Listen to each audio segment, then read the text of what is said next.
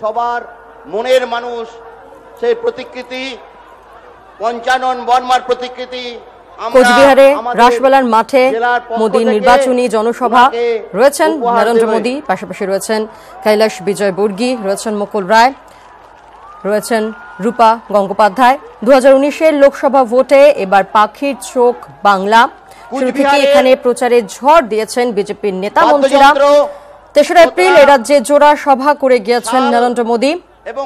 আজ দ্বিতীয়বার রাজ্যে প্রচারে নরেন্দ্র মোদী। কোচবিহারের রাসমেলা ময়দানে মাঠে তিনি ইতিমধ্যেই রয়েছেন, সেই ছবি আপনারা দেখছেন। কিছুক্ষণের মধ্যেই বক্তব্য রাখবেন নরেন্দ্র মোদী। আজ বিরোধীদের উদ্দেশ্যে কি বার্তা দেন তিনি, তা জানতে মুখে রয়েছে গেরুয়া শিবির।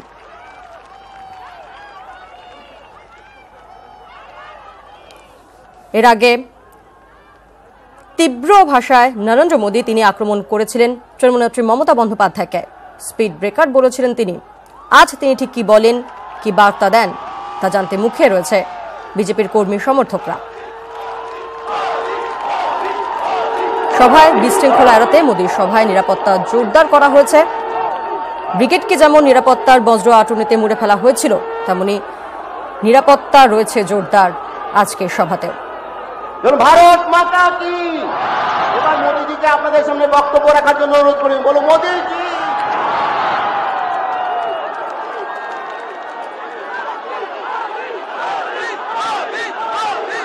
भारत माता की, भारत माता की, भारत माता की।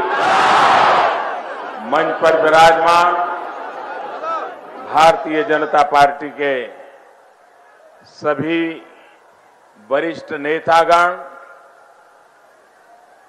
पश्चिम बंगाल भारतीय जनता पार्टी के वीर बहादुर सभी कार्यकर्ता और इस चुनाव में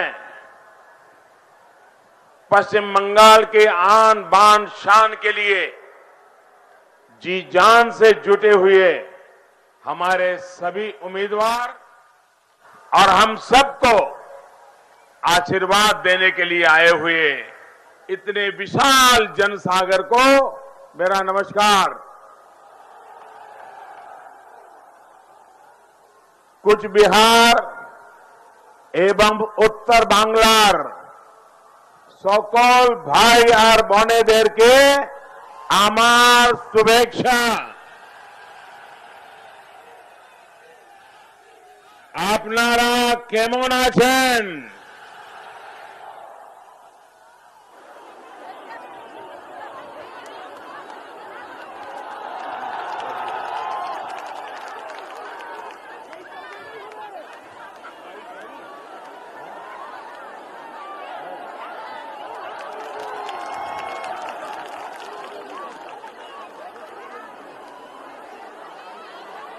कुछ बिहार की समृद्ध और गौरवशाली धरती से आप सभी साथियों को, पूरे उत्तर बंगाल के साथियों को मेरा प्रणाम। राजवंशी समाज की इस धरती और उनके गौरवमय इतिहास को भी मैं नमन करता हूं। कुछ बिहार में अनुकूल ठाकुर जी के भी बहुत अनुयायी है।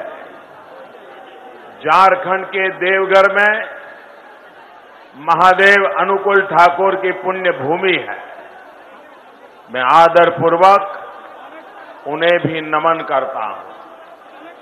भाई और बहनों, आपको यहां आने से रोकने की सारी कोशिशें किस तरह नाकाम हुई है, ये इस जन सैलाब को देख करके नजर आता है। और इतना ही नहीं, ये दीदी के पराजय का स्मारक खड़ा है। ये दीदी के विनाश का जीता जाता स्मारक है। ये जो मंच बनाया गया है, इसलिए बनाया गया है कि आप लोगों को जगह कम पड़ जाए। ऐसी छोटे बच्चे जैसी हरकतें करके क्या चुनाव जीते जाते हैं क्या? कभी कभी मोहल्ले में बच्चे जब लड़ते हैं, कभी झगड़ा हो जाता है, तो कहते हैं कि मेरी गली से गुजरना, मैं तुझे देख लूंगा। ये जो ड्रामा किया है दीदी ने और उसके गुलामों ने, ये लोकतंत्र के तिरस्कार का, ये दीदी का जीता जागता स्मारक है। और लोकतंत्र प्रेमी को प्यार नहीं कर सकता है। और दीदी इतनी बदनामी मोलने के बाद भी ये जनता का प्यार तो देखो जरा। पश्चिम बंगाल के जिस भी क्षेत्र में मुझे जाने का अवसर मिला है, वहां जनता जनार्दन का ये उत्साह देखकर मैं अभिभूत हूं। मेरी आप सबसे प्रार्थना है, आप जहां हैं वहीं रुक जाइए। कृपा करके ये मैदान इतना भर गया है और इतने सवेरे सवेरे भर गया है। आप कृपा करके मैं जानता हूं, मैं क्षमा मांगता हूं कि न मैं आपको देख पा रहा हूं, न आप मुझे देख पा रहे हैं, लेकिन मैं आपको विश्वास दिलाता हूं, मैं कभी दोबारा आऊंगा। इस चुनाव में नहीं तो साल, 2 साल, 3 साल के बाद कभी भी आऊंगा, लेकिन आपके दर्शन फिर से करूंगा।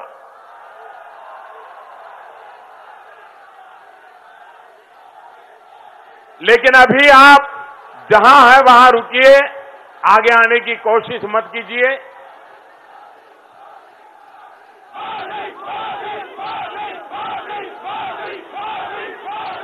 दिल्ली में बैठे हुए लोगों को कभी अंदाज नहीं आया जाएगा कि बंगाल देश को आज दिशा दिखा रहा है। नीचे रखिए, पीछे दिखता नहीं है, नीचे रखिए। हाँ, मोदी को नीचे रखिए। नीचे रखो भाई, मैंने देख लिया, आपने बहुत अच्छा काम किया। प्लीज इसको नीचे रखो, पीछे परेशानी हो रही है लोगों को। आपका इतना प्यार है कि मेरी जिम्मेवारी बढ़ती चली जा रही है। भैया आप नीचे आइए, कहीं गिर जाओगे तो दीदी मेरे नाम पर FIR लिखवा देगी। आप नीचे आइए भैया, प्लीज उनको नीचे ले लीजिए। देखिए, आपका नुकसान होगा, वो मेरा नुकसान है।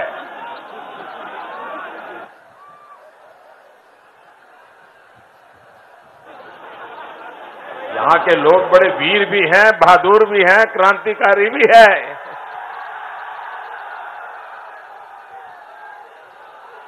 भाई और बहनों, ये जितना मोदी करते हैं ना, उतना ही किसी की नींद उड़ जाती है। जानते हैं ना कौन है वो? कौन है? Speed breaker.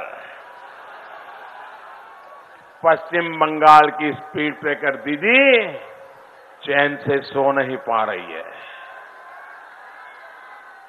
और सारा अपने अफसरों पर गुस्सा निकाल रही है, इलेक्शन कमीशन पर गुस्सा निकाल रही है।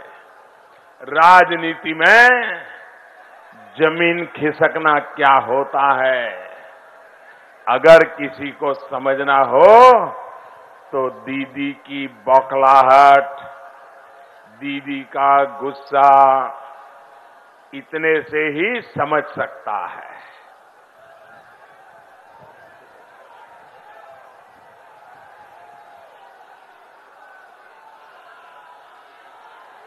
मुझ पर आजकल गालियों की जो बौछार हो रही है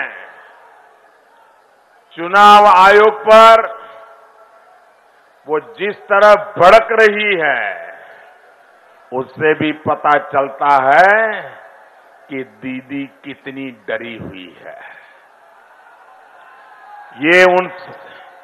ये सब उनके डर की निशानियां हैं।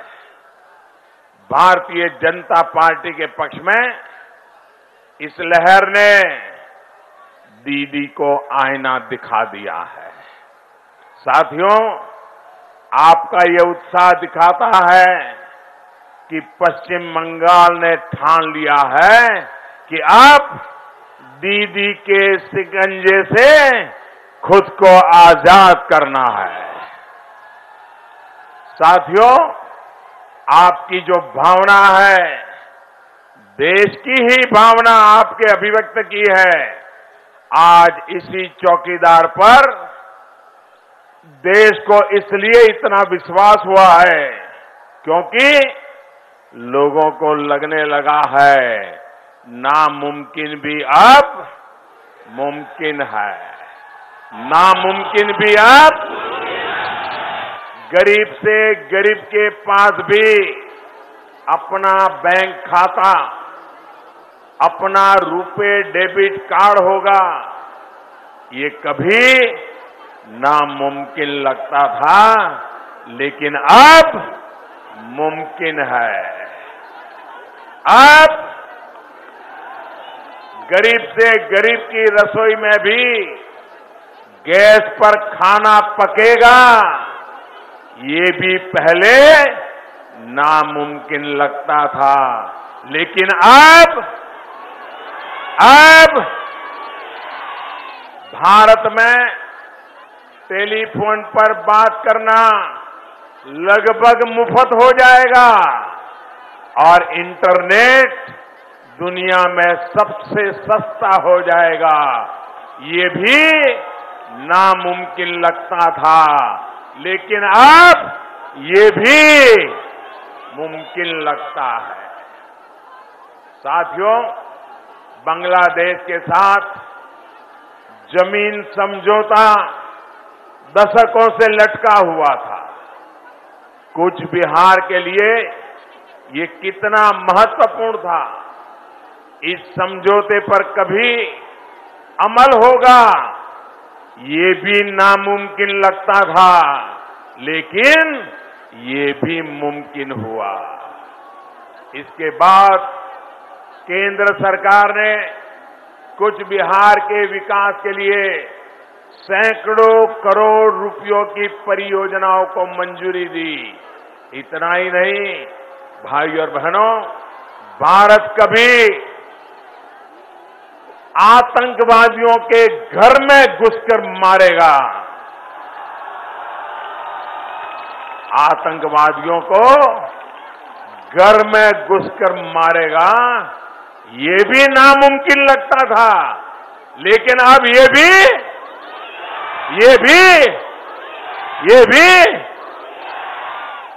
नामुमकिन को मुमकिन किसने बनाया? नामुमकिन को मुमकिन किसने बनाया? नामुमकिन को मुमकिन किसने बनाया? जी नहीं, मोदी जी ने नहीं बनाया, ये आपने बनाया है, आपके एक वोट ने बनाया है, आपके आशीर्वाद ने बनाया है।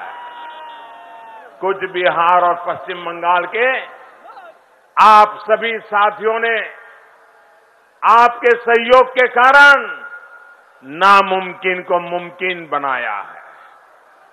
भारत की ये नई रीति और भारत की ये नई रीति, मेरे प्यारे कूच बिहार के नौजवानों, ये आपको पसंद है? ये आपको पसंद है? माताएं बहनें, आपको पसंद है? जो काम ये चौकीदार कर रहा है, उससे आप संतुष्ट हैं? चौकीदार के कदमों से आप सहमत हैं? मुझे और आगे बढ़ना चाहिए, और ज्यादा करना चाहिए, आपके आशीर्वाद बने रहेंगे। भाइयों और बहनों, 2014 से पहले आए दिन आतंकवादी हमले होते थे। वो कहां से आते थे, कौन उनको भेजता था, ये तब की सरकार को भी पता था। लेकिन हमारे जांबाज सपूत तब की सरकार से बदला लेने के लिए बार बार कहते थे। एक के बाद हमारे जवान शहीद होते जा रहे थे, कदम उठाने के लिए मांग कर रहे थे, लेकिन सरकार के कदम फैसला लेने से पहले ही डगमगा जाते थे, कांपते थे। पाकिस्तान आए दिन धमकी देता था कि ये किया तो ऐसा कर देंगे, और दिल्ली में बैठी सरकार गीदड़ भप्पी से भी हिल जाती थी। लेकिन जब से आपने दिल्ली में इस चौकीदार को बिठाया है, अब कोई गीदड़ भप्पी से नहीं डरता। नया हिंदुस्तान अब अपनी सुरक्षा के लिए आतंक के आकाओं को घर में घुसकर मारने के लिए तैयार बैठा है। लेकिन साथियों, मजबूत होते भारत से कुछ लोगों को कष्ट हो रहा है। जब भारत अंतरिक्ष में महाशक्ति बन रहा है, तो दीदी को ये भी परेशान करता है। जब भारत आतंक पर शक्ति दिखाता है, तब दीदी को इससे भी मुसीबत होती है। अब दीदी इतनी परेशान है कि दिन रात एक ही बात कर रही है, मोदी हटाओ, मोदी हटाओ, मोदी हटाओ, मोदी हटाओ।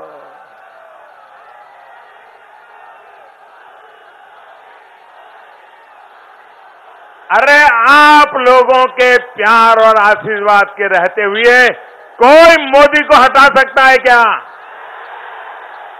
इतनी माताएं बहनें, देश की माताएं बहनें जिस मोदी का सुरक्षा कवच बन के खड़ी हो, इस मोदी को कोई हटा सकता है क्या? जिस देश के कोटि कोटि नौजवान जान को हथेली में लेकर के ये अत्याचारियों के खिलाफ लड़ रहे हो, क्या ऐसे मोदी को कोई हटा सकता है क्या? साथियों, मां माटी मानुष का वादा एक तरफ है और तृणमूल की सच्चाई दूसरी तरफ। वोट बैंक की पॉलिटिक्स के लिए दीदी मां को भुलाकर भारत के टुकड़े टुकड़े करने के नारे लगाने वालों के साथ खड़ी हो गई। ये मां का अपमान है। आपने राजनीतिक फायदे के लिए घुसपैठियों को बचाकर दीदी ने माटी के साथ भी विश्वासघात किया है। पश्चिम बंगाल के लोगों को टीएमसी के गुंडों के हवाले करके उन्होंने मानुष की सारी उम्मीदें तोड़ दी है, उसका जीवन मुश्किल में डाल दिया है।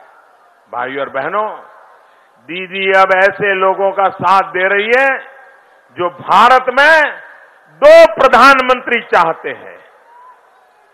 क्या भारत में 2 प्रधानमंत्री होने चाहिए?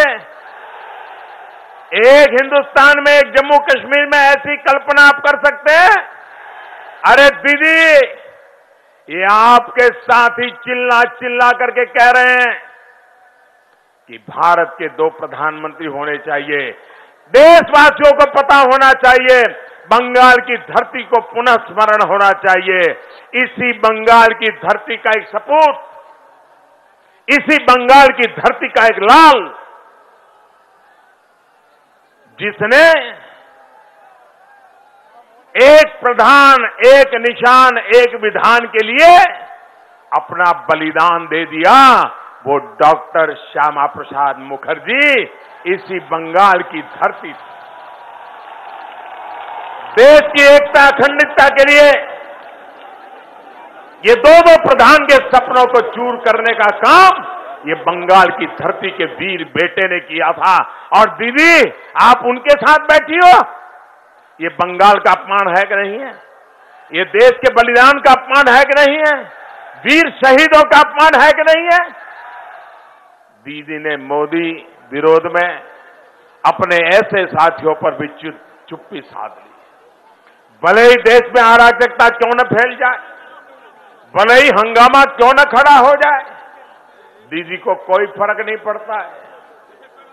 साथियों, दीदी पर आपने बहुत भरोसा किया था, लेकिन उन्होंने आपका वो भरोसा चकनाचूर कर दिया है। पश्चिम बंगाल में बुआ भतीजे की जोड़ी इस महान धरती को गुंडों, घुसपैठियों, जानवरों और इंसानों की तस्करों, टोलाबाजों, इनका गढ़ बनाने पर ये जोड़ी तुली हुई है। हालात ये है कि लोगों की आस्था पर भी स्पीड ब्रेकर लगाने का काम ये दीदी और उसके साथियों ने किया है। साथियों, विकास के काम में रोड़े अटकाने की दीदी की आदत ने आपका कितना नुकसान किया है, ये भी आपके लिए जानना जरूरी है।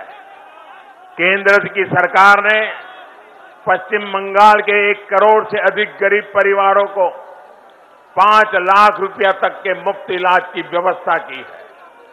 यहां के 70,000 लोग आयुष्मान भारत से इलाज करा भी चुके थे, लेकिन स्पीड ब्रेकर दीदी ने इस पर ब्रेक लगा दिया है। साथियों, आपके इस चौकीदार ने कुछ बिहार सहित पश्चिम बंगाल के 70 लाख से अधिक किसान परिवारों के बैंक खाते में सीधे पैसे ट्रांसफर करने की योजना लागू की है, लेकिन दीदी ने उस पर भी ब्रेक लगा दिया है। भाई और बहनों, आपके इस चौकीदार का संकल्प है कि 2022 तक हर गरीब, हर बेघर के पास अपना पक्का घर हो, उसको झुग्गी से मुक्ति मिले, ये मेरा सपना है। इस काम के लिए पश्चिम बंगाल के गरीब परिवारों के गांव और शहर में लगभग 13 लाख घर ये चौकीदार की सरकार ने बना दिए हैं, लेकिन गरीबों के लिए घर बनाने की स्पीड भी दीदी ने धीमी कर दी है। भाई और बहनों, स्पीड ब्रेकर दीदी ने अगर केंद्र सरकार की योजनाओं को रोका नहीं होता तो आज बहुत सारी सुविधाओं का लाभ यहां के नागरिकों तक पहुंच गया होता। अब 2019 का ये लोकसभा चुनाव आया है। दीदी को सबक सिखाने के लिए पश्चिम बंगाल में जितना ज्यादा कमल खिलेगा, आपकी आवाज उतनी ज्यादा ही ज्यादा मजबूत होगी। आपके हक की लड़ाई उतनी ही ज्यादा आगे बढ़ेगी।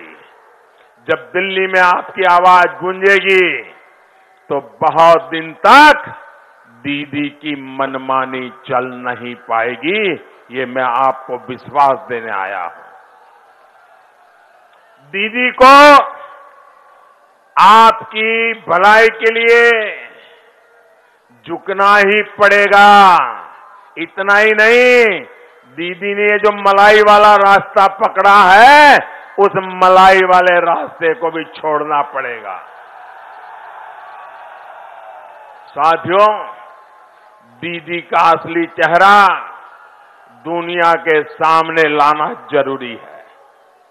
ये धरती इतने सामर्थ्य से भरी हुई है, लेकिन वो पश्चिम बंगाल की संस्कृति को, यहां के गौरव को, यहां के नागरिकों के जीवन को तबाह करने पर तुली है। क्या दीदी ने आपको बताया कि क्यों पश्चिम बंगाल में 7वें वेतन आयोग की सिफारिशें लागू नहीं की जा रही है? क्या दीदी ने आपको बताया कि क्यों परीक्षा पास करने के बावजूद यहां के हजारों युवाओं की नौकरी पर ब्रेक लगा दिया गया है? क्या दीदी ने आपको बताया कि यहां के चाय बागानों में शिक्षा और स्वास्थ्य से जुड़ी सुविधाओं को रोकने का काम क्यों किया जा रहा है? साथियों, बगल में त्रिपुरा में भी कम्युनिस्टों ने, लेफ्ट वालों ने वैसे ही अराजक शासन चलाया जैसे यहां पश्चिम बंगाल में चला रहे थे। दोनों ही राज्यों में सामान्य जनता त्रस्त हो चुकी थी, बदलाव के लिए तड़प रही थी, जनता में से बदलाव की पुकार उठी थी। पश्चिम बंगाल के लोगों ने दीदी पर भरोसा किया और त्रिपुरा के लोगों ने, वहां टीएमसी थी लेकिन उसको घुसने नहीं दिया, इंतजार किया, लेफ्ट वालों का जुल्म सहा, लेकिन इंतजार करने के बाद मौका हाथ में ही सारा कारोबार बीजेपी के हाथ में दे दिया। ये बंगाल के लोग समझदार हैं। आज त्रिपुरा और पश्चिम बंगाल दोनों का फर्क आज पूरा देश देख रहा है।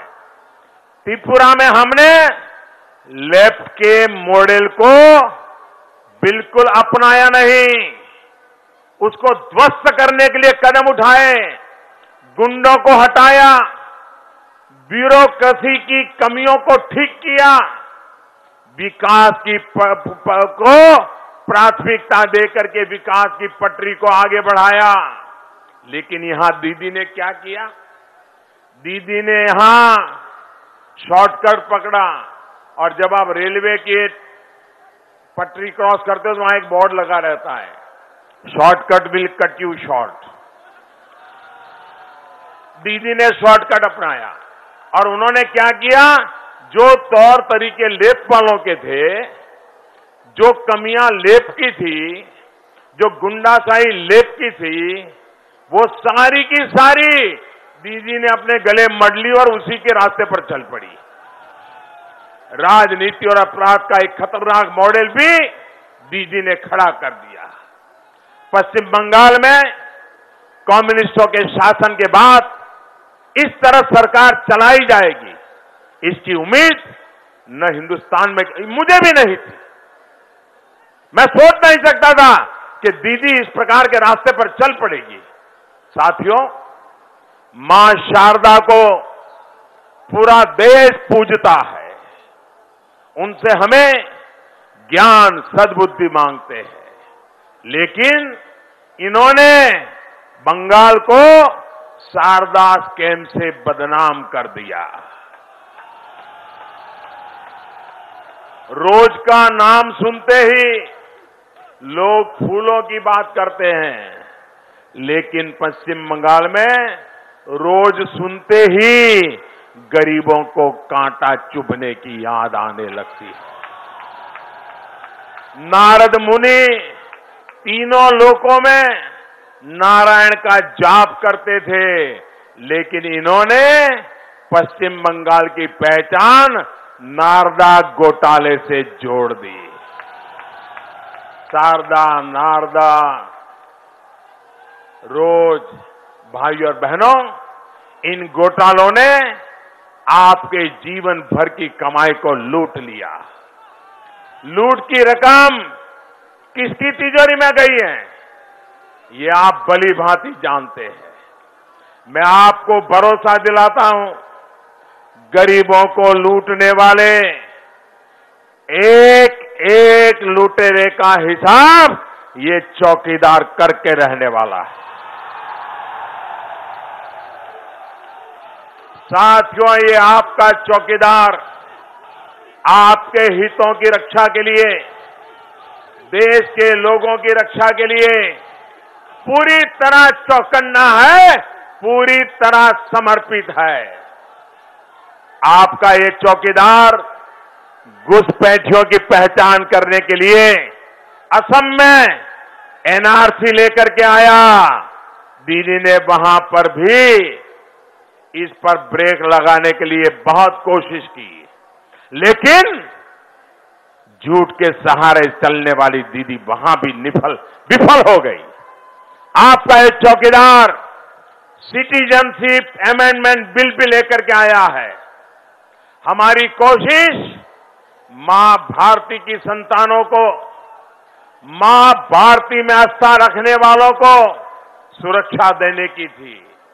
दीदी ने अपने महामिलावटी साथियों के साथ मिलकर इस पर भी ब्रेक लगाने के चक्कर में है, लेकिन ये चौकीदार इस विषय में भी पूरी तरह से चौकन्ना है।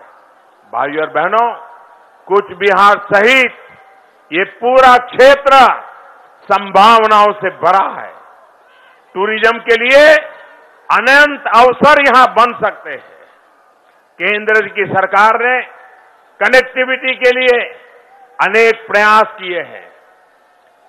चांगरा बांदा से new Cooch Behar rail line हो, मायानगुड़ी जोगीपड़ा लाइन हो, कूच बिहार समुकतवाड़ा का चौड़ीकरण हो, रेलवे के ऐसे अनेक प्रोजेक्ट यहां पूरे हो चुके हैं या पूरे होने की कगार पर है। और मत भूलिए, ये दीदी भी केंद्र में रेल मंत्री हुआ करती थी, तब आपके लिए उन्होंने कुछ नहीं किया, उसका उपयोग भी राजनीति करने के लिए करती रही। भाइयों और बहनों, हाल में जलपाईगुड़ी में कोलकाता हाईकोर्ट की सर्किट बेंच से भी आपको नई सुविधा हुई है। बीजेपी सरकार, एनडीए की सरकार यहां विकास के अनेक काम शुरू करना चाहती है, लेकिन जब तक गुंडागर्दी रहेगी, तस्करों का आतंक रहेगा, घुसपैठियों का दबदबा रहेगा और उन पर दीदी का आशीर्वाद बना रहेगा, तब तक यहां ना तो टूरिज्म का विकास होगा, ना ही उद्योग लग पाएंगे और ना ही बेटियां सुरक्षित हो पाएगी। भाइयों और बहनों, इतने दशकों बाद पहली बार मानव तस्करी के विरुद्ध कड़ा कानून ये चौकीदार की सरकार ने बनाया है।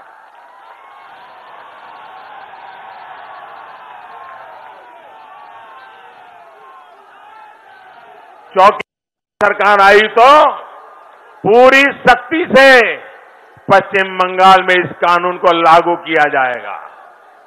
भाइयों और बहनों, बंगाल की जनता ने मन बना लिया है। अब बंगाल में न टोलागिरी चलेगी, न गुंडागिरी चलेगी।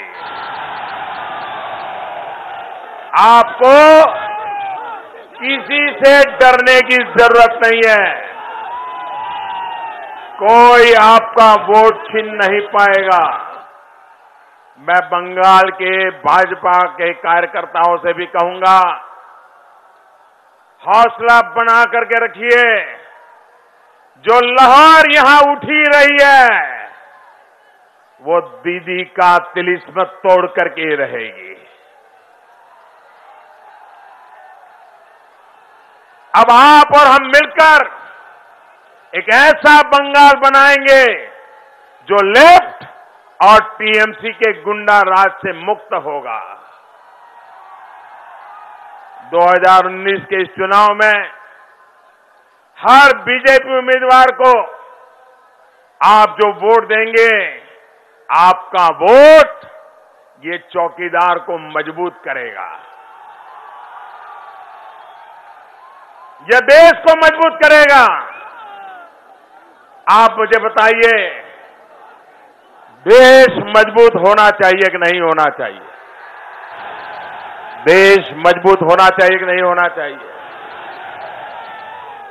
मजबूत देश बनाने के लिए मजबूत सरकार होनी चाहिए कि नहीं होनी चाहिए? मजबूत सरकार के लिए मोदी को मजबूत करना चाहिए कि नहीं करना चाहिए? आप जब कमल के निशान पर बटन दबाओगे ना, तो आपका वोट सीधा सीधा मोदी के खाते में जाएगा।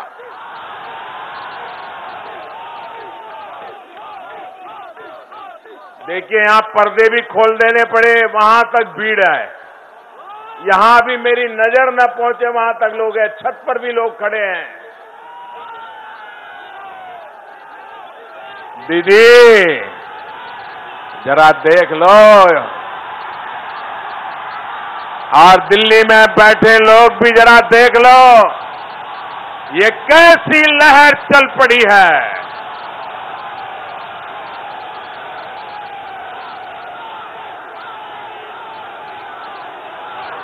भाइयों बहनों, आप मेरे साथ एक नारा बोलेंगे? दीदी की नींद उड़ गई है, फिर भी जोर से बोलेंगे। मैं कहूंगा मैं भी, आप कहेंगे चौकीदार। मैं भी, मैं भी, मैं भी, मैं भी। गांव गांव है, गांव गांव है, शहर शहर है, शहर शहर है, बच्चा बच्चा, बच्चा बच्चा, बड़े बुजुर्ग भी, बड़े बुजुर्ग भी, माता बहनें, माता बहनें घर घर में है, घर घर में है, खेत खलिहान में, खेत खलिहान में, बाग बगान में, बाग बगान में, देश के अंदर सरहद पर भी, कलाकार भी, किसान कामगार भी, दुकानदार भी। आपका ये प्यार, 125 करोड़ देशवासी चौकीदार, इस मंत्र के साथ आगे बढ़े। मेरे साथ बोलिए, भारत माता की, भारत माता की, भारत माता की। बहुत बहुत धन्यवाद।